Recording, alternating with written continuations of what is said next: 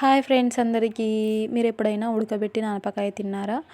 చాలా టేస్టీగా ఉంటుందండి. నాకైతే మస్తు ఇష్టం ఉడకబెట్టిన ఆనపకాయ అంటే. ఈ ఆనపకాయని మంచిగా వాష్ చేసుకొని ఒక గంజులో వేసుకొని, గంజులో కానీ కుండలో కానీ, కుండలో అయితే ఇంకా మరీ మంచిది. గంజులో మంచిగా వేసుకొని అందులో వాటర్ పోసుకొని మంచిగా పొయ్యి మీద పెట్టుకొని కొద్దిసేపు ఉడకనివ్వాలి.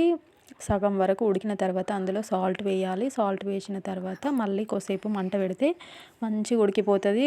కాసేపటి వరకు చూడండి ఎట్లా ఉడికిందో. ఇట్లా ఇట్లా మనం లైట్గా ఇట్లా ఒత్తితే ఇట్లా పలకెళ్ళాలి. అట్లా ఉడికేదాకా ఉంచాలన్నట్టు. చాలా బాగుంటుంది. నాకైతే మస్తు ఇష్టం.